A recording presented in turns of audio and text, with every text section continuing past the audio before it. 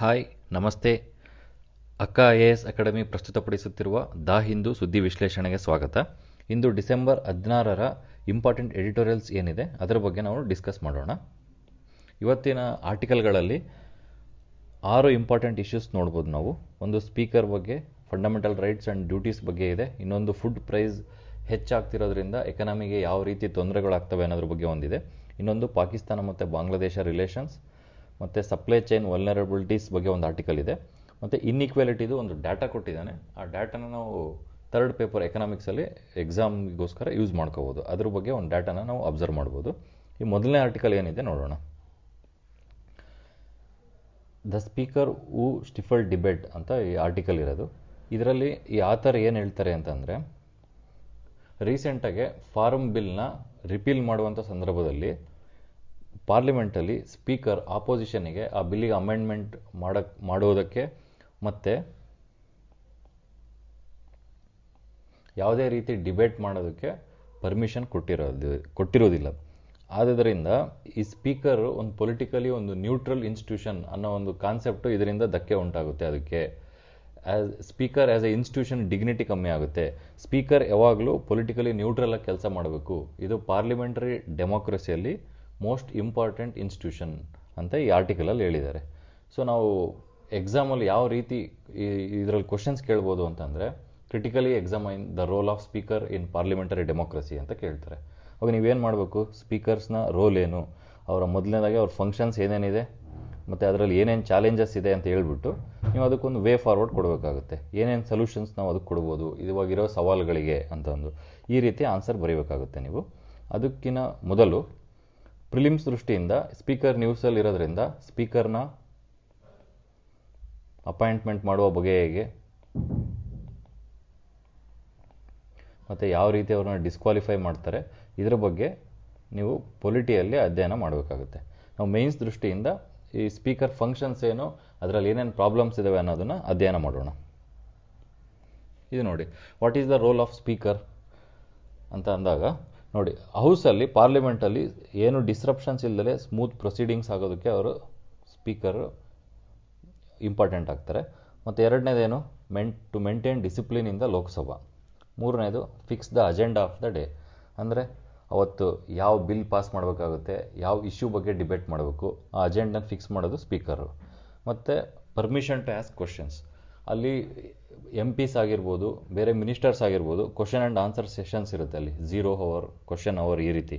ಆ ಟೈಮಲ್ಲಿ ಯಾವ್ಯಾವ ರೀತಿ ಕ್ವಶನ್ಸ್ ಕೇಳಬೇಕು ಅಂದಾಗ ಅವರು ಮೊದಲೇ ಸ್ಪೀಕರ್ಗೆ ನೋಟಿಸ್ ಕೊಡಬೇಕಾಗುತ್ತೆ. ಆ ಫಂಕ್ಷನ್ನು ಸ್ಪೀಕರ್ ಮಾಡ್ತಾರೆ.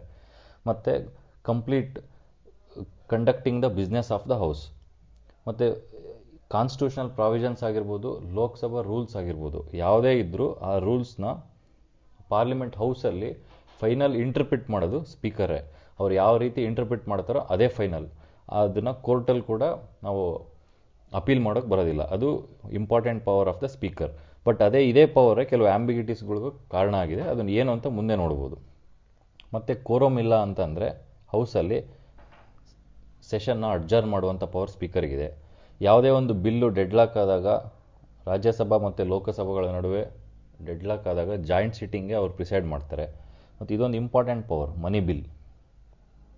ಯಾವುದೇ ಒಂದು ಬಿಲ್ ಅದು ಮನಿ ಬಿಲ್ಲ ಇಲ್ಲ ಅಂತ ಸರ್ಟಿಫೈ ಮಾಡೋದು ಸ್ಪೀಕರೇ. ಇದು ಸ್ಪೀಕರಿಗೆ ಬಿಟ್ಟರೆ ಇನ್ಯಾರಿಗೂ ಈ ಪವರ್ ಇಲ್ಲ. ಮತ್ತು ಯಾವುದೇ ಒಂದು ಬಿಲ್ ಪಾಸ್ ಆಗೋಕ್ಕಿಂತ ಮುಂಚೆ ಅದು ಕಮಿಟಿಗಳ ಮೂಲಕ ಡಿಸ್ಕಷನ್ ಆಗಿ ಆಮೇಲೆ ಅದು ಹೌಸಿಗೆ ಡಿಬೇಟಿಗೆ ಬರುತ್ತೆ. ಆ ಕಮಿಟಿಗಳನ್ನ ಪ್ರಾರಂಭಿಸಲು ಕಾನ್ಸ್ಟಿಟ್ಯೂಟ್ ಮಾಡೋದು ಸ್ಪೀಕರ್ ಅವರೇ. ಅದೇ ರೀತಿ ಅವರು business advisory committee, rules committee, general purpose committee, ಈ 3 ಕಮಿಟಿಗೆ ಚೇರ್ಮನ್ ಕೂಡ ಸ್ಪೀಕರೇ. ಮತ್ತು ಇನ್ನೊಂದು ಪವರ್ ಏನು important, casting vote. Casting vote ಅಂದರೆ ಏನು, ಯಾವುದೇ ಒಂದು ವಿಷಯದಲ್ಲಿ ಆ ಬಿಲ್ ಡೆಡ್ಲಾಕ್ ಆದಾಗ ಈಕ್ವಲಾಗಿ ವೋಟ್ ಡಿವೈಡ್ ಆದಾಗ ಫೈನಲ್ ವೋಟ್ನ ಸ್ಪೀಕರ್ ಆಗ್ತಾರೆ. ಅದನ್ನೇ ಕ್ಯಾಸ್ಟಿಂಗ್ ವೋಟ್ ಅಂತ ಕರೀತಾರೆ. ಇದೆಲ್ಲ ಇಂಪಾರ್ಟೆಂಟ್ ಫಂಕ್ಷನ್ಸ್ ಆಫ್ ಸ್ಪೀಕರ್ಸ್. ಆದರೆ ಸ್ಪೀಕರ್ ಇಂಡಿಯಾದಲ್ಲಿ ಸ್ಪೀಕರಿಗೆ ಏನೇನು ಕ್ರಿಟಿಸಿಸಮ್ ಇದೆ, ಯಾವ್ಯಾವ ವಿಚಾರದಲ್ಲಿ ನಾವು ಕ್ರಿಟಿಸೈಸ್ ಮಾಡ್ತಿದ್ದಾರೆ ಅಂತಂದರೆ, ಮೊದಲನೇದು ನೋಡಿ, ದ ನೇಚರ್ ಆಫ್ ಸ್ಪೀಕರ್ ಆಫೀಸೇ ಏನು ಅಂತಂದರೆ ಇಂಪಾರ್ಷಿಯಲಾಗಿ ಕೆಲಸ ಮಾಡಬೇಕು ಅನ್ನೋದು. ಬಟ್ ಇಂಡಿಯಾದಲ್ಲಿ ಏನಾಗುತ್ತೆ, ಸ್ಪೀಕರ್ ಅವರು ರೂಲಿಂಗ್ ಪಾರ್ಟಿಗೆ ಸೇರಿರ್ತಾರೆ ಅವರು. ಹಾಗಾಗಿ ಕೆಲವೊಂದು ಸಂದರ್ಭದಲ್ಲಿ they favour the ruling party. So ಇದು ಸ್ಪೀಕರ್ ಇನ್ಸ್ಟಿಟ್ಯೂಷನ್ನ ಡಿಗ್ನಿಟಿ ಕಮ್ಮಿ ಮಾಡುತ್ತೆ. ಇನ್ನೊಂದು ಆ್ಯಂಟಿ ಡಿಫೆಕ್ಷನ್ ಲಾ. ಇದನ್ನು ಯಾವಾಗ ಮಾಡಿದ್ರು ಹೇಳಿ? 1985 52nd ಕಾನ್ಸ್ಟಿಟ್ಯೂಷನಲ್ ಅಮೆಂಡ್ಮೆಂಟ್ ಆ್ಯಕ್ಟ್ ಮೂಲಕ ಆ್ಯಂಟಿ ಡಿಫೆಕ್ಷನ್ ಲಾ ಮಾಡಿದರು. ಬಟ್ ಈ ಲಾ ಒಳಗೆ ಎಮ್ ಪಿಗಳನ್ನಾಗಿರ್ಬೋದು, ಈ ಸ್ಟೇಟ್ ಅಸೆಂಬ್ಲಿಯಲ್ಲಿ MLAsನಾಗಿರ್ಬೋದು ಡಿಸ್ಕ್ವಾಲಿಫೈ ಮಾಡುವಂಥ ಪವರ್ ಇರೋದು ಸ್ಪೀಕರಿಗೆ. ಈ ವಿಚಾರದಲ್ಲೂ ಕೂಡ ಕೆಲವೊಮ್ಮೆ ಡಿಸ್ಕ್ವಾಲಿಫೈ ಮಾಡಬೇಕಾದ್ರೆ ಆ ರೂಲ್ಸ್ ಫಾಲೋ ಮಾಡುವ ವಿಚಾರದಲ್ಲೂ ಸ್ಪೀಕರು ಕೆಲವೊಂದು ರೀಸೆಂಟಾಗಿ ಕಾಂಟ್ರವರ್ಸಿ ಆಗಿದೆ. ಅರುಣಾಚಲ್ ಪ್ರದೇಶದಲ್ಲಾಗಿರ್ಬೋದು, ಉತ್ತರಾಖಂಡಲ್ಲಾಗಿರ್ಬೋದು, ಅಲ್ಲಿ ಕಾಂಟ್ರವರ್ಸಿಗೊಳಗಾಗಿದೆ. ಮತ್ತು ಇನ್ನೊಂದು ಡಿಸ್ಕ್ರಿಷನರಿ ಪವರ್ ಏನು ಅಂತಂದರೆ, ರೂಲ್ಸ್ ಆಫ್ ಪ್ರೊಸೀಜರು ಮತ್ತು ಪ್ರಾವಿಷನ್ಸ್ ಆಫ್ ದ ಕಾನ್ಸ್ಟಿಟ್ಯೂಷನ್ ಏನೇನಿದೆ ಅದು ಪಾರ್ಲಿಮೆಂಟಲ್ಲಿ, ಸ್ಟೇಟ್ ಅಸೆಂಬ್ಲಿಯಲ್ಲಿ ಫೈನಲಾಗಿ ಇಂಟರ್ಪ್ರಿಟ್ ಮಾಡೋದು ಸ್ಪೀಕರ್ ಅಂತ ನಾವು ಹೇಳಿದ್ವಿ. ಆ ಇಂಟರ್ಪ್ರಿಟ್ ಮಾಡ್ಬೇಕಾದ್ರೆ ಕೆಲವೊಂದು ಸಮಸ್ಯೆಗಳಾಗಿದ್ದಾವೆ. ಫಾರ್ ಎಕ್ಸಾಂಪಲ್ ನೋಡಿ, ಆಧಾರ್ ಬಿಲ್ ಪಾಸ್ ಮಾಡಬೇಕಾದ್ರೆ ಅದನ್ನು ಮನಿ ಬಿಲ್ ಅಂತ ಗೌರ್ಮೆಂಟ್ ಪಾಸ್ ಮಾಡಿದರು, ಅದನ್ನು ಸ್ಪೀಕರ್ ಸರ್ಟಿಫೈ ಮಾಡಿದರು.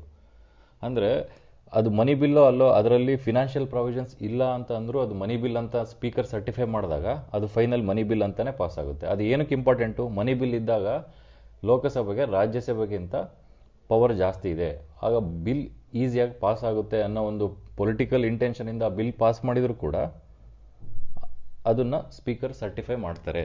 ಅಂಥ ಸಂದರ್ಭದಲ್ಲೂ ಕೂಡ ಏನಾಗುತ್ತೆ, ಆ ಇನ್ಸ್ಟಿಟ್ಯೂಷನ್ಗೆ ಇರುವಂಥ ಡಿಗ್ನಿಟಿ ಕಮ್ಮಿ ಆಗುತ್ತೆ, ಆ ಡಿಸ್ಕ್ರಿಷನರಿ ಪವರ್ಸ್ ಜಾಸ್ತಿ ಇದ್ದಾವೆ.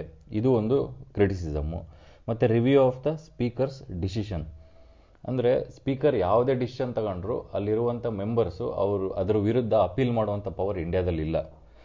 ಫಾರ್ ಎಕ್ಸಾಂಪಲ್ ಅಮೇರಿಕಾದಲ್ಲಿ ನೋಡಿ, ಸ್ಪೀಕರ್ ಡಿಸಿಷನ್ ಏನಾದರೂ ತಪ್ಪು ಅಂತ ಅನಿಸಿದರೆ ಅದಕ್ಕೊಂದು ಕಮಿಟಿ ಮಾಡಿಬಿಟ್ಟು ಆ ಕಮಿಟಿಯಲ್ಲಿ ಅದನ್ನು ಅಪೀಲ್ ಮಾಡ್ಬೋದು. ಆ ಪವರ್ ಕೂಡ ಇಂಡಿಯಾದಲ್ಲಿ ಇಲ್ಲ. ನೀವು ವೇ ಫಾರ್ವರ್ಡಲ್ಲಿ ಬರೀಬೇಕಾದ್ರೆ ಅಮೇರಿಕಾದಲ್ಲಿ ಮಾಡಿರುವಂತೆ ಇಂಡಿಯಾದಲ್ಲಿ ಕೂಡ ಕಮಿಟಿ ಮಾಡಿ ಯಾವುದೇ ಒಂದು ಸ್ಪೀಕರ್ನ ಡಿಸಿಷನ್ನ ರಿವ್ಯೂ ಮಾಡುವಂಥ ವ್ಯವಸ್ಥೆ ಮಾಡಬೇಕು ಅಂತ ನೀವು ಬರೀಬೇಕಾಗುತ್ತೆ, ಅದೊಂದು. ಮತ್ತು ಇನ್ಕ್ರೀಸ್ಡ್ ಡಿಸ್ರಪ್ಷನ್ಸ್. ಇತ್ತೀಚೆಗೆ ಪೊಲಿಟಿಕಲ್ ಇಶ್ಯೂಸ್ ಹೆಚ್ಚಾಗ್ತಾ ಇರೋದ್ರಿಂದ ಡಿಬೇಟು ಡಿಸ್ಕಷನ್ಸ್ಗಿಂತ ಜಾಸ್ತಿ ಹೌಸಲ್ಲಿ ಡಿಸ್ರಪ್ಷನ್ಸ್ ಜಾಸ್ತಿ ಆಗುತ್ತೆ. ಅಂಥ ಟೈಮಲ್ಲಿ ಏನಾಗುತ್ತೆ, ಯಾವುದೇ ಒಂದು ಬಿಲ್ಲು ಆ್ಯಕ್ಟ್ ಪಾಸ್ ಮಾಡಬೇಕಾದ್ರೆ ಆ ಡಿಬೇಟಿಗೆ ಕಾಲಾವಧಿ ಕಮ್ಮಿ ಇದ್ದಾಗ ಏನು ಮಾಡ್ತಾರೆ, ರೂಲಿಂಗ್ ಪಾರ್ಟಿಗೆ ಜಾಸ್ತಿ ಅವಕಾಶವನ್ನು ಕೊಡ್ತಾರೆ. ಈ ಒಂದು ಕ್ರಿಟಿಸಿಸಮ್ಮು ಸ್ಪೀಕರ್ ಮೇಲಿದೆ. ಇವೆಲ್ಲ ಕ್ರಿಟಿಸಿಸಮ್ಸ್ ಆಫ್ ದ ಸ್ಪೀಕರ್. ಈ ರೀಸೆಂಟಲ್ಲಿ ನೀವು ಈ ಪ್ರೆಸೆಂಟ್ ಆರ್ಟಿಕಲಲ್ಲಿ ಏನು ಹೇಳಿದ್ದೇನೆ ಅಂದರೆ, ಇದೇ ನೋಡಿ, ಫಾರ್ಮ್ ಲಾ ರಿಪೀಲ್ ಬಿಲ್ 2021. ಈ ಬಿಲ್ ಪಾಸ್ ಮಾಡಬೇಕಾದ್ರೆ ಆಪೋಸಿಷನ್ನಿಗೆ ಅಮೆಂಡ್ಮೆಂಟ್ಸ್ ಪಾಸ್ ಮಾಡೋಕ್ಕೂ ಸ್ಪೀಕರ್ ಪರ್ಮಿಷನ್ ಕೊಡಲಿಲ್ಲ, ಮತ್ತು ಡಿಬೇಟ್ನೂ ಅಲೋವ್ ಮಾಡಲಿಲ್ಲ. ಹೌಸ್ ಡಿಸ್ರಪ್ಟ್ ಆಗಿದೆ, ಆರ್ಡರಲ್ಲಿ ಇಲ್ಲ, ಆದ್ದರಿಂದ ನಾವು ಪರ್ಮಿಷನ್ ಕೊಡಲ್ಲ ಅಂತ ಹೇಳಿದರು. ಈ ರೀತಿ ಒಂದು ಪೊಲಿಟಿಕಲ್ಲಿ ಮೋಟಿವೇಟೆಡ್ ಡಿಸಿಷನ್ಸ್ನ ಸ್ಪೀಕರ್ ತಗೋಬಾರ್ದು ಅಂತ ಈ ಆರ್ಟಿಕಲ್ ಹೇಳಿದ್ದಾರೆ. ನೀವು ಎಕ್ಸಾಂಪಲಲ್ಲಿ ಇದನ್ನು ಹೇಳಬೇಕು. ಏನಂದರೆ ಡಿಸ್ಕ್ರಿಷನರಿ ಪವರ್ ಹೇಳಿದಾಗ ರೀಸೆಂಟಾಗಿ ಫಾರ್ಮ್ ಬಿಲ್ಸ್ ಟೈಮಲ್ಲಿ ಈ ರೀತಿ ಅಪೋಸಿಷನ್ಗೆ ಈ ರೀತಿ ಡಿಸಿಷನ್ಸ್ ತಗೊಂಡಿದ್ರು, ಈ ರೀತಿ ತಗೋಬಾರ್ದು ಅಂತ ಒಂದು ಸೆಂಟೆನ್ಸಲ್ಲಿ ನೀವು ಮೆನ್ಷನ್ ಮಾಡಬೇಕಾಗುತ್ತೆ. ಹಾಗಾದರೆ ವೇ ಫಾರ್ವರ್ಡ್ ಏನು? ಒಂದು ಸ್ಪೀಕರ್ನ ಪೊಲಿಟಿಕಲಿ ನ್ಯೂಟ್ರಲ್ ಮಾಡೋದು. ಅಂದರೆ ಈಗ ನೋಡಿ, UK ಯುನೈಟೆಡ್ ಕಿಂಗ್ಡಮಲ್ಲಿ ಹೇಗಿದೆ ಅಂತಂದರೆ, ಸ್ಪೀಕರ್ ಆಫೀಸಿಗೆ ಎಲೆಕ್ಟ್ ಆದ ತಕ್ಷಣ ಅವರು ಯಾವ ಪಾರ್ಟಿ ಬಂದಿರ್ತಾರೋ ಆ ಪಾರ್ಟಿಯಿಂದ ರಿಸೈನ್ ಮಾಡಿಬಿಡ್ತಾರೆ. ಆಗ ಅವರು ಇಂಡಿಪೆಂಡೆಂಟಾಗಿ ಕೆಲಸ ಮಾಡೋಕ್ಕೆ ಸಾಧ್ಯವಾಗುತ್ತೆ. ಆ ಅಂತಹ ವ್ಯವಸ್ಥೆಯನ್ನು ಇಂಡಿಯಾದಲ್ಲೂ ತರಬೇಕು. Speaker should resign from party. United ಕಿಂಗ್ಡಮಲ್ಲಿ ಇರೋ ಥರ ಆ ರೀತಿ ಮಾಡಬೇಕು. ಅದೊಂದು ನೀವು ವೇ ಫಾರ್ವರ್ಡ್ ಬರಿಬೋದು. ಮತ್ತು ಇದೊಂದು ಇಂಪಾರ್ಟೆಂಟ್ ಒಂದು ರೂಲ್ಸ್ ಆಫ್ ಪ್ರೊಸೀಜರ್ ಲೋಕಸಭೆದು ಈ ಆರ್ಟಿಕಲಲ್ಲಿ ಮೆನ್ಷನ್ ಮಾಡಿದ್ದಾನೆ. ಇದನ್ನು ನೀವು ಬಳಸ್ಕೋಬೋದು. ಆನ್ಸರ್ ನಿಮ್ಮ ಸ್ಪೆಸಿಫಿಸಿಟಿ ಜಾಸ್ತಿ ಆಗುತ್ತೆ ಇದರಿಂದ. ರೂಲ್ 362 ಕ್ಲಾಸ್ 1 ಅಂತ ಹೇಳಿದ್ದಾರೆ. ಇದರಲ್ಲಿ ಯಾವುದೇ ಒಂದು ಬಿಲ್ನ ಸ್ಪೀಕರು ಆಟೋಮೆಟಿಕಾಗಿ ಕ್ಲೋಸ್ ಮಾಡೋಕ್ಕಾಗಲ್ಲ. ಇವಾಗ ಅಪೋಸಿಷನ್ ಆ ಬಿಲ್ ಬಗ್ಗೆ ಡಿಸ್ಕಸ್ ಮಾಡಬೇಕು ಅಂತ ಹೇಳಿದಾಗ ಅವ್ರು ಕಂಪಲ್ಸರಿ ಮಾಡಲೇಬೇಕು, ಅನ್ಲೆಸ್ ಅದು ರೀಸನಬಲ್ ಡಿಬೇಟ್ ಇಲ್ಲ ಅಂದರೆ. ಅದೊಂದು ರೀಸನ್ ಬಿಟ್ಟು ಬೇರೆ ಎಲ್ಲ ಸಂದರ್ಭದಲ್ಲೂ ಕೂಡ ಅವ್ರು ಡಿಬೇಟ್ ಮಾಡಲೇಬೇಕಾಗುತ್ತೆ ಈ ರೂಲ್ 362 ಪ್ರಕಾರ. ಆದ್ದರಿಂದ ಅವರು ಪ್ರತಿಯೊಂದು ಬಿಲ್ಲಿಗೂ ಅಪೋಸಿಷನ್ಗೆ ಪರ್ಮಿಷನ್ ಕೊಡಬೇಕು. ತಾನೇ ಅವಾಗ ಮಾತ್ರ ಪೊಲಿಟಿಕಲ್ ಡೆಮೋಕ್ರಸಿ ಬೆಳೆಯೋಕ್ಕೆ ಸಾಧ್ಯ ಅಂತ ಆರ್ಟಿಕಲ್ ಹೇಳಿದ್ದಾರೆ. ಇದು ಓವರಾಲ್ ಬಿಲ್ನು. ಇದು ಓವರಾಲ್ ಸ್ಪೀಕರ್ ಬಗ್ಗೆ ಒಂದು ಇಶ್ಯೂ ಬಗ್ಗೆ. ಅಂದರೆ explain the role of speaker critically examine the role of speaker in parliamentary democracy ಅಂತ ಕೇಳಿದಾಗ ನೀವು what are the functions of speaker ಬರೀಬೇಕು, ಕ್ರಿಟಿಸಿಸಮ್ಸ್ ಏನೇನಿದೆ ಅದ್ರ ಬಗ್ಗೆ ಬರೀಬೇಕು. ಅದರಲ್ಲಿ ಎಕ್ಸಾಂಪಲ್ನ ಈ ಫಾರ್ಮುಲಾ ಬಿಲ್ಲಲ್ಲಿ ಒಂದು ಕ್ರಿಟಿಸಿಸಮ್ನಲ್ಲಿ ನೀವು ಮೆನ್ಷನ್ ಮಾಡ್ಬೋದು. ಅದ್ರ ಜೊತೆಗೆ ವೇ ಫಾರ್ವರ್ಡಲ್ಲಿ ಇದನ್ನು ಮೆನ್ಷನ್ ಮಾಡ್ಬೋದು. ಇದು ಅಬೌಟ್ ದ ಸ್ಪೀಕರ್. ಹಾಗಾದರೆ ಎರಡನೇ ಆರ್ಟಿಕಲ್ ಏನಿದೆ ನಾವು ನೋಡೋಣ. ಈ ಎರಡನೇ ಆರ್ಟಿಕಲ್ ಏನು ಹೇಳುತ್ತೆ ಅಂತಂದರೆ, ಈಗ ರೀಸೆಂಟಾಗಿ ಕಾನ್ಸ್ಟಿಟ್ಯೂಷನ್ ಡೇ ದಿನ ಮಾತನಾಡುವಾಗ ಕೆಲವು ಮಿನಿಸ್ಟರ್ಸು ರೈಟ್ಸ್ ಆ್ಯಂಡ್ ಡ್ಯೂಟೀಸ್ ಅವೆರಡೂ ಈಕ್ವಲ್ ಅನ್ನೋ ರೀತಿಯಲ್ಲಿ ಮಾತಾಡಿದ್ದಾರೆ.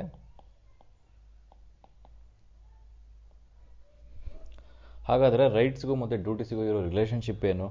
ರೈಟ್ಸ್ ಒಂದು ಸಾಮಾಜಿಕ ವ್ಯವಸ್ಥೆಯಲ್ಲಿ ರೈಟ್ಸ್ ಇಂಪಾರ್ಟೆಂಟಾ ಏನು ಡ್ಯೂಟೀಸ್ ಇಂಪಾರ್ಟೆಂಟಾ ಅನ್ನೋ ಬಗ್ಗೆ ಆರ್ಟಿಕಲಲ್ಲಿ ಡಿಸ್ಕಸ್ ಮಾಡಿದ್ದಾರೆ.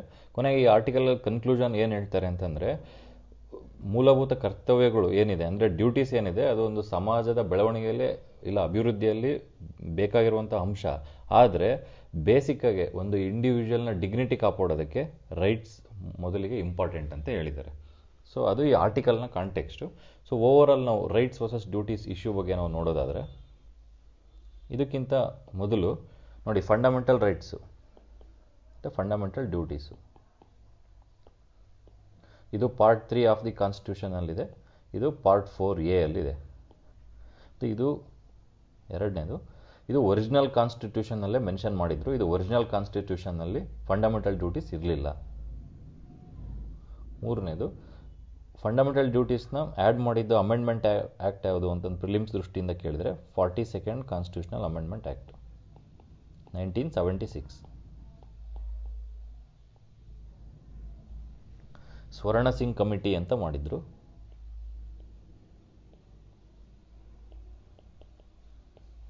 ಇಂದಿರಾ ಗಾಂಧಿಯವರ ಒಂದು ಅಧಿಕಾರಾವಧಿಯಲ್ಲಿ ಆ ಕಮಿಟಿ ರೆಕಮೆಂಡೇಶನ್ಸ್ನ ಆಧರಿಸಿ 42nd ಕಾನ್ಸ್ಟಿಟ್ಯೂಷನಲ್ ಅಮೆಂಡ್ಮೆಂಟ್ ಮಾಡಿ ಅದರ ಮೂಲಕ ಫಂಡಮೆಂಟಲ್ ಡ್ಯೂಟೀಸ್ನ ಕಾನ್ಸ್ಟಿಟ್ಯೂಷನಲ್ಲಿ ಇನ್ಕ್ಲೂಡ್ ಮಾಡಿದರು. ಆ ಆರ್ಟಿಕಲ್ ಯಾವುದು? Article 51A.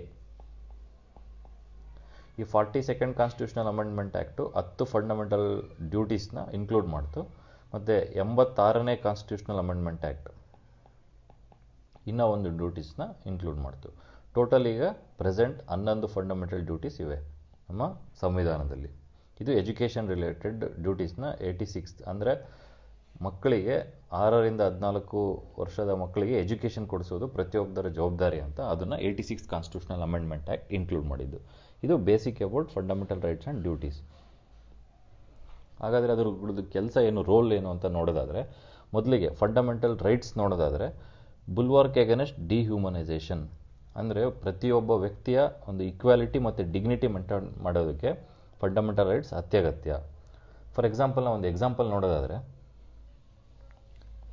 1982 ಏಷ್ಯನ್ ಗೇಮ್ಸ್ ಸಂದರ್ಭದಲ್ಲಿ ಆ ಕನ್ಸ್ಟ್ರಕ್ಷನ್ ವರ್ಕ್ ಮಾಡಬೇಕಾದ್ರೆ ಅಲ್ಲಿನ ಕಾಂಟ್ರಾಕ್ಟರ್ಸ್ ಏನು ಮಾಡಿದರು ಅಂತಂದರೆ, ಈ ಪೂರ್ ಕನ್ಸ್ಟ್ರಕ್ಷನ್ ವರ್ಕರ್ಸ್ನ ಬೇರೆ ಬೇರೆ ಭಾಗದಿಂದ ಕರೆದುಕೊಂಡು ಅಲ್ಲಿ ಫ್ಲೈಓವರ್ಸು ಮತ್ತು ಸ್ಟೇಡಿಯಮ್ಸು ಅವುಗಳನ್ನ ಡೆವಲಪ್ಮೆಂಟಿಗೆ ಬಳಸ್ತಾಯಿದ್ರು. ಅದರಲ್ಲಿ ಎಷ್ಟೊಂದು ಜನ ಮಕ್ಕಳು ಕೂಡ ಈ ಚೈಲ್ಡ್ ಲೇಬರ್ಸು ಇದ್ದರು.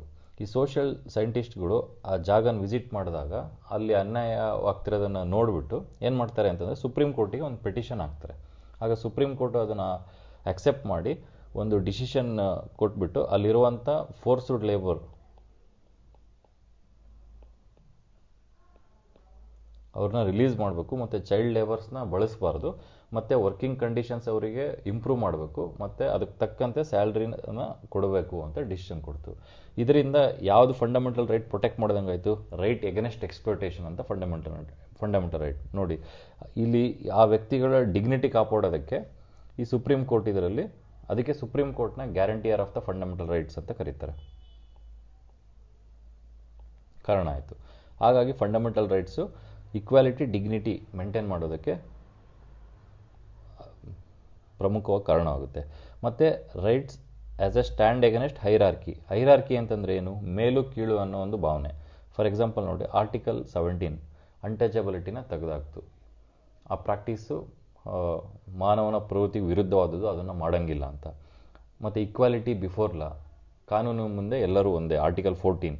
ಈ ಥರದ ಆ್ಯಕ್ಟ್ಸ್ ಎಲ್ಲ ಏನು ಮಾಡುತ್ತೆ? ಹೈರಾರ್ಕಿ, ಎಲ್ಲರೂ ಸಮಾನರು ಅನ್ನೋ ಭಾವನೆ ಮೂಡಿಸುತ್ತೆ. ಮತ್ತು ಐಡಿಯಲ್ ಆಫ್ ಪೊಲಿಟಿಕಲ್ ಡೆಮೋಕ್ರಸಿ. ಹೀಗಂದ್ರೆ ಏನು ಅಂತಂದರೆ, ಸರ್ಕಾರ ಅಂದರೆ ಗೌರ್ಮೆಂಟ್ ಕೂಡ ಈ ಫಂಡಮೆಂಟಲ್ ರೈಟ್ಸ್ನ,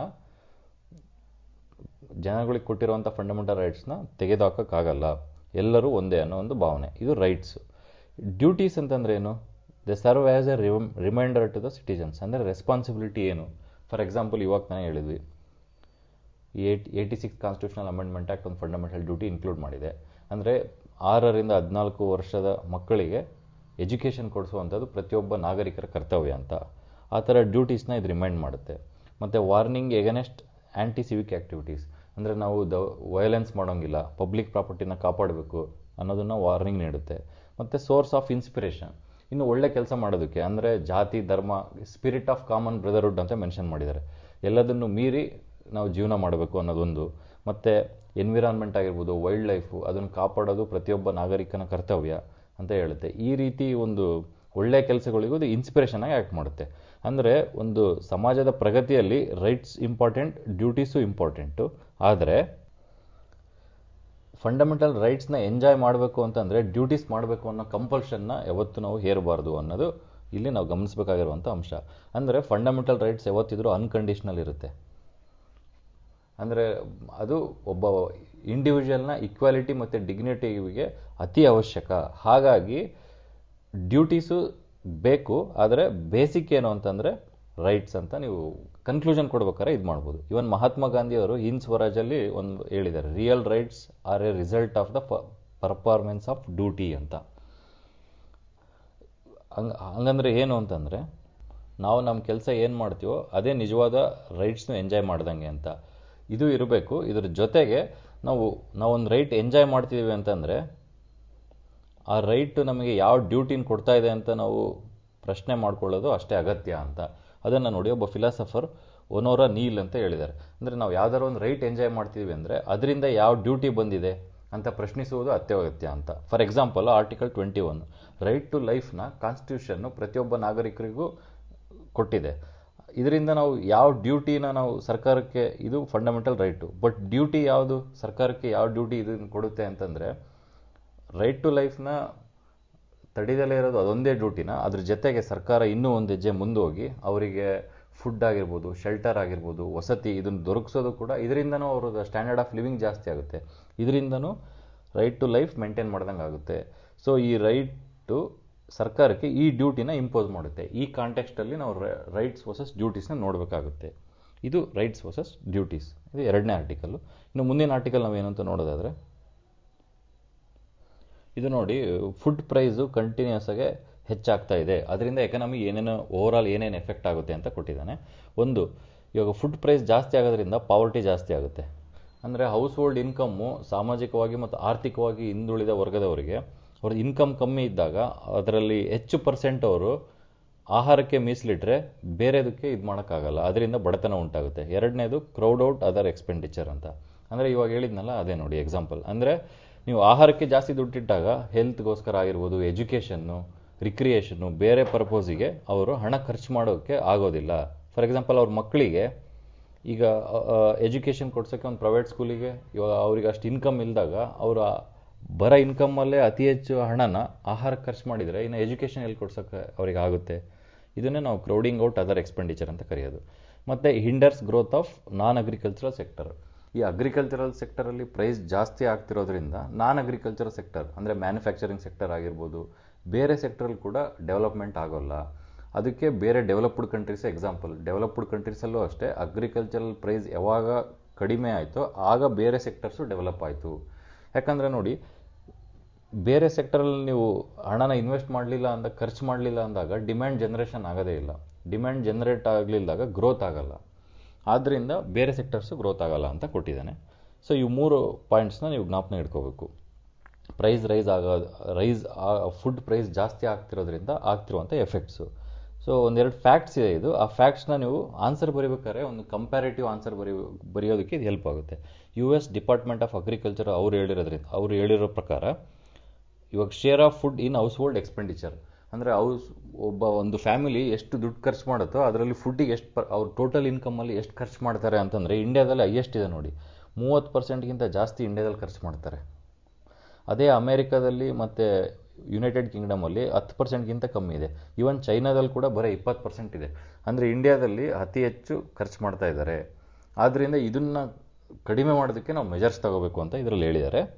ಮತ್ತು ಇನ್ನೊಂದು ನೋಡಿ, ಈ ಪಾಯಿಂಟ್ನ ನೀವು ಈ ಪೇಪರ್ 3ಯಲ್ಲಿ effect of globalisation or liberalisation on Indian economy LPG ರಿಫಾರ್ಮ್ಸಲ್ಲಿ ನಾವೇನಿದೆ ಅದರಲ್ಲಿ ಬಳಸ್ಕೋಬೋದು. ಅಂದರೆ 1991 ರಿಫಾರ್ಮ್ಸ್ ಮಾಡಿದಾಗಲಿಂದ 50%ಕ್ಕೂ ಹೆಚ್ಚು ಪ್ರೈಸ್ ರೈಸ್ ಆಗಿದೆ ಫುಡ್ಡು. ಸೊ ಇದು ಒಂದು negative impact of LPG reforms, ಅದರಲ್ಲಿ ನೀವು ಈ ಪಾಯಿಂಟ್ನ ಬಳಸ್ಕೋಬೋದು. ಸೊ ಇದಕ್ಕೆ ಏನು ನಾವು ಮೆಜರ್ಸ್ ತಗೋಬೇಕು ಅಂದರೆ ಅವ್ರು ಒಂದೇ ಪಾಯಿಂಟ್ ಹೇಳಿದರು, ಈಲ್ಡ್ಸ್ನ ಜಾಸ್ತಿ ಮಾಡಬೇಕು. ಪ್ರೊಡಕ್ಟಿವಿಟಿ ಜಾಸ್ತಿ ಆದಾಗ ಇನ್ಪುಟ್ ನಾವು ಕಮ್ಮಿ ಇದರಲ್ಲಿ ನಾವು ಔಟ್ಪುಟ್ ಜಾಸ್ತಿ ಮಾಡಿದಾಗ ಏನಾಗುತ್ತೆ, ಪ್ರೈಸ್ ಕಮ್ಮಿ ಆಗುತ್ತೆ ಅಂತ ಹೇಳಿದ್ದಾರೆ. ಇದೊಂದು ಪಾಯಿಂಟ್ ನೀವು ವೇ ಫಾರ್ವರ್ಡಲ್ಲಿ ಯೂಸ್ ಮಾಡ್ಬೋದು. ಇದು ಈ ಆರ್ಟಿಕಲು. ನೆಕ್ಸ್ಟ್ ಆರ್ಟಿಕಲ್ ಏನಿದೆ ಅಂತಂದರೆ ಇದು ನೋಡಿ, ಇದು ಮೇನ್ಸ್ ದೃಷ್ಟಿಯಿಂದ ಇದರಲ್ಲಿ ಇಂಪಾರ್ಟೆಂಟ್ ಪಾಯಿಂಟ್ಸ್ ಯಾವುದೂ ಇಲ್ಲ. ಒಂದು ಪಾಯಿಂಟ್ ಏನು ಅಂತಂದರೆ ಮುಕ್ತಿ ವಾಹಿನಿ ಅಂತ ಕೊಟ್ಟಿದ್ದಾರೆ. ಇವ್ರು ಯಾರು ಅಂತಂದರೆ ಬಾಂಗ್ಲಾದೇಶಿ ಫ್ರೀಡಮ್ ಫೈಟರ್ಸ್. ಅಂದರೆ ಮುಕ್ತಿ ವಾಹಿನಿ ರೀಸೆಂಟ್ಲಿ ನ್ಯೂಸ್, ಆ ರೀತಿ ಪ್ರಿಲಿಮ್ಸಲ್ಲಿ ಕ್ವಶನ್ ಕೇಳ್ಬೋದು. ಮುಕ್ತಿ ವಾಹಿನಿ ಅಂತಂದರೆ they are Bangladeshi freedom fighters. ಮತ್ತು ಇನ್ನೊಂದು ಪಾಯಿಂಟ್ ಇಲ್ಲಿ ಇಂಪಾರ್ಟೆಂಟ್ ಏನು ಅಂತಂದರೆ ಎಸ್ಸೆ ದೃಷ್ಟಿಯಿಂದ ನಾವು ಎಸ್ಸೆ ರೈಟಿಂಗ್ ಮಾಡಬೇಕಾದ್ರೆ ಎಸ್ಸೆ ಬರೆಯುವಾಗ ಕೆಲವೊಂದು ನೋಡಿ, ಒಂದು ಕೋಟ್ಸಿಂದ ನೀವು ಎಸ್ಸೆನ ಸ್ಟಾರ್ಟ್ ಮಾಡ್ತೀರಾ. ಎರಡನೇದು ಅನೆಕ್ಡೋಟ್ಸ್ ಅಂತ ಏನಂತೀವಿ, ಕೆಲವು ಸ್ಟೋರೀಸ್ ಬರೀತಿರ್ತೀರ. ಈ ಫಿಲಾಸಫಿ, ಎಸ್ಪೆಷಲಿ ಈ ಫಿಲಾಸಫಿಕಲ್ ಎಸ್ಸೆಸ್ ಕೇಳಿದಾಗ ಕೆಲವೊಂದು ಸ್ಟೋರಿಯಿಂದ ನೀವು ಆ ಎಸ್ಸೆಗೆ ಲಿಂಕ್ ಮಾಡಬೇಕಾಗುತ್ತೆ. ಆಗ ನೀವು ನ್ಯೂಸ್ ಪೇಪರಲ್ಲಿ ಅದೇ ರೀತಿ ಅದ್ರ ರಿಲೇಟೆಡ್ ಸ್ಟೋರೀಸ್ ಬಂದಾಗ ಕಲೆಕ್ಟ್ ಮಾಡ್ತಾ ಹೋಗ್ಬೇಕಾಗುತ್ತೆ. ಇದರಲ್ಲಿ ಒಂದು ಪಾಯಿಂಟ್ ನನಗೆ ಇಂಪಾರ್ಟೆಂಟ್ ಅನ್ನಿಸ್ತು, ಇದು ನೋಡಿ. ಇದರಲ್ಲಿ ಏನು ಮಾಡಿದ್ದಾನೆ ಅಂತಂದರೆ ಬಾಂಗ್ಲಾದೇಶ ಮತ್ತು ಪಾಕಿಸ್ತಾನದ ಕಂಪ್ಯಾರಿಸನ್ ಕೊಟ್ಟಿದ್ದಾನೆ. ಅಂದರೆ 1971 ವಾರ್ ಆಗಿ ಬಾಂಗ್ಲಾದೇಶ ಒಂದು ಸಪ್ರೇಟ್ ದೇಶ ಆದಾಗಲಿಂದ ಇಲ್ಲಿ ತನಕ 50 ವರ್ಷಗಳಲ್ಲಿ ಬಾಂಗ್ಲಾದೇಶ ಎಷ್ಟು ಇಂಪ್ರೂವ್ ಆಗಿದೆ ಅಷ್ಟು ಪಾಕಿಸ್ತಾನ ಇಂಪ್ರೂವ್ ಆಗಿಲ್ಲ ಅಂತ ಕೊಟ್ಟಿದ್ದಾನೆ. ಇದನ್ನು ನೋಡಿ, ಕೆಲವೊಂದು ಎಸ್ಸೆಗಳಲ್ಲಿ ಇವಾಗ ಫಾರ್ ಎಕ್ಸಾಂಪಲ್ ಇಲ್ಲಿ ನೋಡಿ, ಬಾಂಗ್ಲಾದೇಶದ GDP ಇವಾಗ 7.9% ಇದ್ದರೆ ಪಾಕಿಸ್ತಾನದ ಬರೀ 1.5% ಇದೆ. ಬಾಂಗ್ಲಾದೇಶದ GDP ಪರ್ ಕ್ಯಾಪಿಟ ಇನ್ಕಮ್ಮು 2227 ಇದ್ದರೆ ಪಾಕಿಸ್ತಾನದ್ದು 1543 ಇದೆ. ಮತ್ತು ಇವನ್ ಮೈಕ್ರೋ ಕ್ರೆಡಿಟ್ ಫಿನಾನ್ಸಿಂಗ್ ಆಗಿರ್ಬೋದು, ವುಮೆನ್ಸ್ ರೈಟ್ಸು, ಎಲ್ಲದರಲ್ಲೂ ಈ ಬಾಂಗ್ಲಾದೇಶನೇ ಮುಂದಿದೆ. ಇವನ್ ಲಿಟ್ರಸಿ ರೇಟ್ ತಗೊಂಡ್ರೆ ನಾವು ನೋಡಿ, ಪಾಕಿಸ್ತಾನದ ಬರೀ 58% ಇದ್ದರೆ ಬಾಂಗ್ಲಾದೇಶದ್ದು 75% ಇದೆ. ಮತ್ತು ಇವನ್ ಫರ್ಟಿಲಿಟಿ ರೇಟ್ ಕೂಡ ಬಾಂಗ್ಲಾದೇಶದ್ದು 2.101 ಇದ್ದರೆ ಪಾಕಿಸ್ತಾನದ್ದು 3.45 ಇದೆ. ಈ ಎಲ್ಲ ಇಂಡಿಕೇಟರ್ಸಲ್ಲಿ ಬಾಂಗ್ಲಾದೇಶ ಪಾಕಿಸ್ತಾನದಕ್ಕಿಂತ ಚೆನ್ನಾಗಿ ಪರ್ಫಾರ್ಮ್ ಮಾಡಿದೆ. ಇದರಿಂದ ನಾವು ಏನಂತಂದರೆ ಈ ಸ್ಟೋರಿನ ನಾವು ಜ್ಞಾಪನ ಇಟ್ಕೊಂಡಿರ್ಬೇಕು. ಈ ಕೆಲವು ಫ್ಯಾಕ್ಟ್ಸ್ನ ಬರ್ಕೊಂಡಿರ್ಬೇಕು. ನಾವು ಎರಡರದ್ದು ಕಂಪ್ಯಾರಿಸನ್ ಆಗಿ ಒಂದು ಕಡೆ ನೋಟ್ ಮಾಡ್ಕೊಂಡಿದ್ರೆ ಕೆಲವೊಂದು ಎಸ್ಸೆಯಲ್ಲಿ ಯೂಸ್ ಮಾಡ್ಕೋಬೋದು. ಫಾರ್ ಎಕ್ಸಾಂಪಲ್ 2019 UPSC ಮೇನ್ಸಲ್ಲಿ ಒಂದು ಕ್ವಶನ್ ಕೇಳಿದೆ ಎಸ್ಸೆಯಲ್ಲಿ, courage to accept and dedication to improve are 2 keys to success ಅಂತ ಒಂದು ಕ್ವಶನ್ ಕೇಳಿದ್ದ. ಆ ರೀತಿ ಕ್ವಶನ್ ಕೇಳಿದಾಗ ನೀವೇನು ಮಾಡಬೇಕಾಗುತ್ತೆ ಅಂತಂದರೆ, ಈಗ ನೋಡಿ ಈ ಸ್ಟೋರಿನ ನೀವು ಒಂದು ಕಡೆಗೆ ನೋಟ್ ಮಾಡ್ಕೊಂಡಿರ್ಬೇಕು, ಎಸ್ಸೆ ಸ್ಟೋರಿ ಅಂತ. ಅವಾಗ ಏನು ಮಾಡಬೇಕು, ಇದರಲ್ಲಿ ನೋಡಿ ಬಾಂಗ್ಲಾದೇಶ ಪಾಕಿಸ್ತಾನ ಇವೆರಡು ಕಂಪ್ಯಾರಿಸನ್ ಹಾಕಿ ಲಿಟ್ರಸಿ ರೇಟ್ ಎಷ್ಟಿದೆ, ಫರ್ಟಿಲಿಟಿ ಎಷ್ಟಿದೆ, ಮೈಕ್ರೋ ಫೈನಾನ್ಸ್ ಎಷ್ಟಿದೆ, GDP ಪರ್ ಕ್ಯಾಪಿಟ ಎಷ್ಟಿದೆ, ಒಂದು 5 ಪಾಯಿಂಟ್ ಒಂದು ಟೇಬಲ್ ರೆಡಿ ಮಾಡ್ಕೊಂಡು ಇಟ್ಕೊಂಡಿರ್ತೀರ. ನೀವು ಅಲ್ಲಿ ಬರೀಬೇಕಾದ್ರೆ ಒಂದು ಸಿನಾರಿಯೋ 1 ಅಂತ ಯೂಸ್ ಮಾಡ್ತೀರ. ಅಲ್ಲಿ ಬರೆದಾಗ ಏನು ಮಾಡಬೇಕು ಅಂತಂದರೆ ನೋಡಿ, 1971 ಸಂದರ್ಭದಲ್ಲಿ ಬಾಂಗ್ಲಾದೇಶ ಅಂದರೆ ಈಸ್ಟರ್ನ್ ಪಾಕಿಸ್ತಾನ ಅಂಡರ್ ಡೆವಲಪ್ಡ್ ಆಗಿತ್ತು. ಬಟ್ ಅದಕ್ಕೆ ಸ್ವಾತಂತ್ರ್ಯ ಸಿಕ್ಕ ಮೇಲೆ it has the courage to accept the situation. ಆ ಸಿಚುವೇಶನ್ ನಾವು ಅಂಡರ್ ಡೆವಲಪ್ ಆಗಿದ್ದೀವಿ, ನಾವು ಡೆವಲಪ್ ಆಗಬೇಕು ಅನ್ನೋ ಒಂದು ಮನಸ್ಥಿತಿ ಅವ್ರಿಗಿತ್ತು. ಆ ಸಿಚುವೇಶನ್ ಅವ್ರು ಅಕ್ಸೆಪ್ಟ್ ಮಾಡಿ ಇಂಪ್ರೂವ್ ಮಾಡೋಕ್ಕೆ ಅವ್ರ ಹತ್ರ ಡೆಡಿಕೇಶನ್ನು ಇತ್ತು. ಅದನ್ನು ಇಂಪ್ರೂವ್ ಮಾಡ್ಕೊಂಡು ಇವತ್ತು ಈ ರೀತಿ ಆಗಿದೆ. ಈಗ ಪಾಕಿಸ್ತಾನ ಮತ್ತು ಬಾಂಗ್ಲಾದೇಶ ಕಂಪೇರ್ ಮಾಡಿದರೆ ಎಲ್ಲ ಇಂಡಿಕೇಟರ್ಸಲ್ಲೂ ಬಾಂಗ್ಲಾದೇಶ ಪಾಕಿಸ್ತಾನಕ್ಕಿಂತ ಮುಂದಿದೆ ಅಂತ ಒಂದು ಬರಿತೀರ. ಇನ್ನೊಂದು ಯಾವುದೋ ಎಕ್ಸಾಂಪಲ್, ಫಾರ್ ಎಕ್ಸಾಂಪಲ್ ಇಸ್ರೋ ತಗೊಳ್ಳಿ. ನಮಗೆ 1960s 70s ಅಮೇರಿಕಾದಿಂದ ಯಾವುದೇ ಟೆಕ್ನಾಲಜಿಕಲ್ ಡೆವಲಪ್ಮೆಂಟ್ಸ್ ಆಗಿರ್ಬೋದು, ಯಾವುದಕ್ಕೂ ನಮ್ಮ ಇದಕ್ಕೆ ಸ್ಪೇಸ್ ಟೆಕ್ನಾಲಜಿಗೆ ಯಾವುದೇ ಟೆಕ್ನಾಲಜಿ ಟ್ರಾನ್ಸ್ಫರ್ ಮಾಡಲಿಲ್ಲ. ಸೊ ಇದರಿಂದ ಇಸ್ರೋ ಏನು ಮಾಡ್ತು, they have the courage to accept the situation. ಅದನ್ನು ಅರ್ಥ ಮಾಡ್ಕೊಂಡು ಇವರೇ ಇಂಡಿಜಿನಿಯಸ್ ಟೆಕ್ನಾಲಜಿ ಬೆಳೆಯೋಕ್ಕೆ ಸ್ಟಾರ್ಟ್ ಮಾಡಿದರು. ಇವಾಗ ನೋಡಿ, ಪ್ರಪಂಚದಲ್ಲೇ ಒನ್ ಆಫ್ ದಿ ಟೆಕ್ನಾಲಜಿ ಇದರಲ್ಲಿ ಒಂದು ಫೈನೆಸ್ಟ್ ಇನ್ಸ್ಟಿಟ್ಯೂಷನ್ ಆಗಿ ಇಸ್ರೋ ಬೆಳೆದಿದೆ. ಸೊ ನೀವೇನು ಮಾಡಬೇಕು, ಸಿನಾರಿಯೋ 1, ಸಿನಾರಿಯೋ 2 ಈ ರೀತಿ 2 ಸ್ಟೋರಿ ಬರೆದುಬಿಟ್ಟು ಆ ಎಸ್ಸೆಗೆ ಲಿಂಕ್ ಮಾಡಬೇಕು. ಅಂದರೆ ಈ 2 ಸ್ಟೋರಿಯಿಂದ ನಾವು ಅರ್ಥ ಮಾಡ್ಕೊಳ್ಳೋದೇನು ಅಂತಂದರೆ, ಯಾವುದೇ ಸಂದರ್ಭದಲ್ಲಿ ಇಂಡಿವಿಜುವಲ್ ಆಗಿರ್ಬೋದು, ನ್ಯಾಷನಲ್ ಲೆವೆಲ್ ಆಗಿರ್ಬೋದು, ಯಾರಿಗನಾಗಲಿ if they have the courage to accept and dedication to improve, they can succeed at any time ಅಂತಂದು ಎಸ್ಸೆಗೆ ಲಿಂಕ್ ಮಾಡಬೇಕಾಗುತ್ತೆ. ಅದಕ್ಕೋಸ್ಕರ ನೀವು ಈ ರೀತಿ ಸ್ಟೋರೀಸ್ಗಳನ್ನ ಪೇಪರಲ್ಲಿ ಬಂದಾಗ ಒಂದು ಕಡೆಗೆ ಸೇವ್ ಮಾಡಿ ಇಟ್ಕೋಬೇಕು. ಆ ಪರ್ಸ್ಪೆಕ್ಟಿವ್ ಕೊಡೋಕ್ಕೋಸ್ಕರ ಇದೊಂದು ಆರ್ಟಿಕಲ್ ಯೂಸ್ ಆಗುತ್ತೆ. ಅದು ಬಿಟ್ಟರೆ ಮೇನ್ಸ್ ಇದರಿಂದ ಇದರಲ್ಲಿ ಯಾವುದೇ ಇಂಪಾರ್ಟೆಂಟ್ ಇದು ಇಲ್ಲ. ಇದು ನೆಕ್ಸ್ಟ್ ಏನಿದೆ ಅಂತಂದರೆ, ಸಪ್ಲೈ ಚೈನ್ ಶಾಕ್ ಬಗ್ಗೆ ಇದೆ. ಮೊನ್ನೆ ನಾವು ಇದ್ರ ಬಗ್ಗೆ ಡಿಸ್ಕಸ್ ಮಾಡಿದ್ವಿ. ಇದರಲ್ಲಿ ಒಂದು 2 ಮೆಜರ್ಸ್ ಕೊಟ್ಟಿದ್ದಾನೆ ಅಷ್ಟೇ. ಸಪ್ಲೈ ಚೈನ್ ಶಾಕ್ಸ್ ಅದನ್ನು ತಡೆಯೋಕ್ಕೋಸ್ಕರ ಏನೇನು ಮಾಡಬೇಕು ಅಂತ. ಮೊದಲನೇದು, ಈಗ ನೋಡಿ ಸೆಕೆಂಡ್ ವೇವ್ ಟೈಮಲ್ಲಿ ಇಂಡಿಯಾದಲ್ಲಿ ಸಡನ್ನಾಗಿ ಕೊರೋನಾ ಸೆಕೆಂಡ್ ವೇವ್ ಜಾಸ್ತಿ ಆದಾಗ ಹೆಲ್ತ್ ಇನ್ಫ್ರಾಸ್ಟ್ರಕ್ಚರ್ ಹೆವಿ ಸ್ಟ್ರೆಸ್ಸಿಗೆ ಒಳಗಾಯಿತು. ಅಂದರೆ ICU ಬೆಡ್ಸ್ ಇರಲಿಲ್ಲ, ಪ್ರಾಪರಾಗಿ ಕೊರೋನಾ ಟೆಸ್ಟ್ ಮಾಡೋಕ್ಕೆ ಟೆಸ್ಟ್ ಕಿಟ್ಸ್ಗಳನ್ನ ನಾವು ಇಂಪೋರ್ಟ್ ಮಾಡ್ಕೋಬೇಕಾಗಿತ್ತು. ಅವಾಗೆಲ್ಲ ನಾವು ಎಷ್ಟೊಂದು ಇದ್ರ ಮೇಲೆ ಚೈನಾ ಮೇಲೆ ಡಿಪೆಂಡ್ ಆಗಿದ್ವಿ. ಸೊ ಅಲ್ಲಿಂದ ಇಲ್ಲಿಗೆ ಬರೋಕ್ಕೆ ಡಿಲೇ ಆದಂಗೆಲ್ಲ ಹೆಲ್ತ್ ಕೇರ್ ಎಫೆಕ್ಟ್ ಜಾಸ್ತಿ, ಕ್ರೈಸಿಸ್ ಜಾಸ್ತಿ ಆಗ್ತಾ ಹೋಯಿತು. ಸೊ ಅದರಿಂದ ನಾವು ಏನು ಪಾಠ ಕಲಿಬೇಕು ಅಂತಂದರೆ, ಬರೀ ಗ್ಲೋಬಲ್ ಸಪ್ಲೈ ಚೈನ್ ಅಲ್ಲದೆ shorter supply chains with national capabilities. ಇಂಡಿಯಾದ ಒಳಗಡೆಗೆ ನಾವು ಸಪ್ಲೈ ಚೈನು, ರಾ ಮೆಟೀರಿಯಲ್ಸ್ ಆಗಿರ್ಬೋದು, ಎಲ್ಲ ಇದರಲ್ಲೂ ಕ್ರಿಯೇಟ್ ಮಾಡುವಂಥ ಕೆಪಾಬಿಲಿಟೀಸ್ನ ಜಾಸ್ತಿ ಮಾಡ್ಕೋಬೇಕು. ಅದೊಂದು ಪಾಯಿಂಟು. ಎರಡನೇದು ಡೈವರ್ಸಿಫಿಕೇಷನ್ ಆಫ್ ಸಪ್ಲೈ ಚೈನ್ಸ್. ಇಲ್ಲ ಒಂದೇ ಪ್ರದೇಶ ಇಲ್ಲ ಒಂದೇ ದೇಶದ ಮೇಲೆ ಡಿಪೆಂಡ್ ಆಗದಲೆ ಮಲ್ಟಿಪಲ್ ಸೋರ್ಸ್ ಮೇಲೆ ನಾವು ಸಪ್ಲೈಸ್ ಮೇಲೆ ಡಿಪೆಂಡ್ ಆಗಬೇಕು. ಮತ್ತು ಡೊಮೆಸ್ಟಿಕ್ ಕೆಪಾಬಿಲಿಟೀಸ್ನ ಜಾಸ್ತಿ ಮಾಡ್ಕೋಬೇಕು. ಇದರಿಂದ ಏನಾಗುತ್ತೆ, ನಮ್ಮ ಎಕನಾಮಿಕ್ ರೆಸಿಲಿಯನ್ಸ್ ಬೆಳೆಯುತ್ತೆ, ಎಂಥ ಕ್ರೈಸಿಸ್ ಬಂದರೂ ನಾವು ಫೇಸ್ ಮಾಡ್ಬೋದು ಅಂತ ಕೊಟ್ಟಿದ್ದಾನೆ. ಇವೆರಡೇ ಪಾಯಿಂಟ್ ನಿಮಗೆ ಎಕ್ಸಾಮ್ ಪರ್ಸ್ಪೆಕ್ಟಿವಿಂದ ಇಂಪಾರ್ಟೆಂಟ್ ಇರೋದು. ಇವೆರಡನ್ನು ನೀವು ಎಕನಾಮಿ ಇದರಿಂದ ಪೇಪರ್ 3ಗೆ ನೋಟ್ ಮಾಡ್ಕೋಬೋದು. ಇನ್ನು ನೆಕ್ಸ್ಟ್ ಆರ್ಟಿಕಲ್ ಅಂತ ಇದು ನೋಡಿ, ಇದೊಂದು ಡಯಾಗ್ರಾಮ್ ಕೊಟ್ಟಿದ್ದಾನೆ. ಎಡಿಟೋರಿಯಲ್ ಕೆಳಗಡೆ ಫ್ಯಾಕ್ಟ್ಸ್ ಕೊಡ್ತಾನಲ್ಲ, ಅದರಲ್ಲಿ ಈ ಡಯಾಗ್ರಾಮ್ನ ನೀವು ಬಳಸಬೇಕು. ಈ ಡಯಾಗ್ರಾಮ್ನ ನೀವು ನೋಟ್ ಮಾಡ್ಕೋಬೇಕು. ನೋಡಿ, ಜನರಲಿ ಇದನ್ನ ಯಾಕೆ ತಗೊಂಡೆ ಇವತ್ತು ಅಂತಂದರೆ, ನೀವು ಮೇನ್ಸಲ್ಲಿ ಆನ್ಸರ್ ರೈಟಿಂಗ್ ಮಾಡಬೇಕಾದ್ರೆ 2 ರೀತಿ ಇಂಪಾರ್ಟೆಂಟು. ಒಂದು ಕಂಟೆಂಟ್ ಬಿಲ್ಡಿಂಗು, ಇನ್ನೊಂದು ಪ್ರೆಸೆಂಟೇಷನ್ನು. ಕಂಟೆಂಟ್ ಬಿಲ್ಡಿಂಗ್ ಅಂದರೆ ಏನು? ನೀವು ಜನರಲ್ ಸ್ಟಡೀಸ್ ಎಲ್ಲ ಕರೆಂಟ್ ಅಫೇರ್ಸ್ ಆಗಿರ್ಬೋದು, ನಾರ್ಮಲ್ ಬೇಸಿಕ್ ಸಬ್ಜೆಕ್ಟ್ಸು ಎಲ್ಲ ಓದಿ ನಿಮ್ಮ ಕಂಟೆಂಟ್ನ ಎನ್ರಿಚ್ ಮಾಡ್ಕೊತೀರಾ. ಅದು ಒಂದು ಆಸ್ಪೆಕ್ಟ್ ಆದರೆ, ಎರಡನೇ ಪ್ರೆಸೆಂಟೇಷನ್. ಅದನ್ನು ಆನ್ಸರ್ ಬರೆಯುವಾಗ ಎಷ್ಟು ನೀಟಾಗಿ ಬರಿತೀರಾ ಅನ್ನೋದು. ಅದಕ್ಕೆ ನೀವು ಪ್ರೆಸೆಂಟೇಷನ್ ಮಾಡ್ಬೇಕಾದ್ರೆ ಎಕ್ಸಾಂಪಲ್ಸ್ಗಳು, ಫ್ಲೋ ಚಾರ್ಟ್ಸು, ಡಯಾಗ್ರಾಮ್ಸು, ಮ್ಯಾಪ್ಸು ಯೂಸ್ ಮಾಡಬೇಕಾಗುತ್ತೆ. ಇದು ಇಂಪಾರ್ಟೆಂಟ್ ಆಸ್ಪೆಕ್ಟ್ ಆನ್ಸರ್ ರೈಟಿಂಗಲ್ಲಿ. ಅದಕ್ಕೋಸ್ಕರ ನೋಡಿ ಈ ಥರ ಡಯಾಗ್ರಾಮ್ಗಳನ್ನ ಇವಾಗ ಇನ್ಇಕ್ವಾಲಿಟಿ ಬಗ್ಗೆ ಕೊಟ್ಟಿದ್ದಾನೆ. ಅಂದರೆ ರಿಚೆಸ್ಟ್ 10% 52% ಅಷ್ಟು ಇನ್ಕಮ್ಮು ಬರೀ 10%, ಟಾಪ್ 10% ಸಂಪಾದನೆ ಮಾಡ್ತಿದ್ದಾರೆ. ಆದರೆ ಬಾಟಮ್ 50% ಬರೀ 8.5% ಅಷ್ಟು ಇನ್ಕಮ್ ಇದೆ ಅವ್ರದ್ದು. ಮತ್ತು ವೆಲ್ತಲ್ಲಿ ತಗೊಂಡ್ರೆ ಪೂರೆಸ್ಟ್ 50% ಬರೀ ಪ್ರಪಂಚದ 2% ಅಷ್ಟು ವೆಲ್ತ್ನಷ್ಟೇ ಯೂಸ್ ಮಾಡ್ತಿರೋದು. ಅದೇ ರಿಚೆಸ್ಟ್ 10% 76% ವೆಲ್ತ್ ಮಾಡ್ತಿದ್ದಾರೆ. ನೀವು ಎಕ್ಸಾಮಲ್ಲಿ ಬರೀಬೇಕಾದ್ರೆ ಇಷ್ಟು ಕಂಪ್ಲೀಟ್ ಸೆಂಟೆನ್ಸ್ ಬರೆಯೋದಕ್ಕಿಂತ ಇದೊಂದು ಡಯಾಗ್ರಾಮ್ನಲ್ಲಿ ರೆಪ್ರೆಸೆಂಟ್ ಮಾಡಬೇಕು. ಈ ಥರ ಡಯಾಗ್ರಾಮ್ಗಳನ್ನ ನೀವು ಒಂದು ಕಡೆ ಕಾಪಿ ಮಾಡ್ಕೊಂಡು ಆನ್ಸರ್ ರೈಟಿಂಗ್ ಮಾಡ್ಬೇಕಾದ್ರೆ ಈ ಸೇಮ್ ಬಾರ್ ಚಾರ್ಟ್ನ ಎಕ್ಸಾಮಲ್ಲಿ ಹಾಕಿ ರೆಪ್ರೆಸೆಂಟ್ ಮಾಡಿಬಿಟ್ಟು ಅದಾದಮೇಲೆ ಅನಲೈಸ್ ಮಾಡಬೇಕು. ಆಗ ನಿಮ್ಮದು ಆನ್ಸರ್ ಕ್ವಾಲಿಟಿ ಜಾಸ್ತಿ ಆಗುತ್ತೆ. ಸೊ ಈ ರೀತಿ ಡಯಾಗ್ರಾಮ್ಗಳನ್ನ ನೀವು ನೋಟ್ ಮಾಡ್ಕೋಬೇಕು. ಇದು ಇಂಪಾರ್ಟೆಂಟ್ ನೋಡಿ. ಇನ್ಇಕ್ವಾಲಿಟಿ ಬಗ್ಗೆ ಕೇಳಿದಾಗ ಈ ಡಯಾಗ್ರಾಮ್ನ ನೀವು ಮೆಮೊರೈಸ್ ಮಾಡಬೇಕಾಗುತ್ತೆ. ಇದು ಒಂದು ಮಾತು. ಇನ್ನು ಈ ಎರಡು ಆರ್ಟಿಕಲ್, ಇದು ಚೈಲ್ಡ್ ವ್ಯಾಕ್ಸಿನೇಷನ್ ಬಗ್ಗೆ ಇದೆ. ನೆಕ್ಸ್ಟು ಒಮಿಕ್ರಾನ್ ವೇರಿಯಂಟ್ ಎಲ್ಲ ಬರ್ತಿರೋದ್ರಿಂದ ಮಕ್ಕಳಿಗೆ ಆದಷ್ಟು ಬೇಗ ವ್ಯಾಕ್ಸಿನೇಷನ್ ಮಾಡಿಸ್ಬೇಕು ಅಂತ. ಇದೇನು ಎಕ್ಸಾಮ್ ದೃಷ್ಟಿಯಿಂದ ಇಂಪಾರ್ಟೆಂಟ್ ಇಲ್ಲ. ಇದು ಕೇರಳದ ವಕ್ಫ್ ಬೋರ್ಡ್ ಬಗ್ಗೆ ಇದೆ, ಯಾವುದೇ ರೀತಿಯಿಂದ ಇಂಪಾರ್ಟೆನ್ಸ್ ಇಲ್ಲ.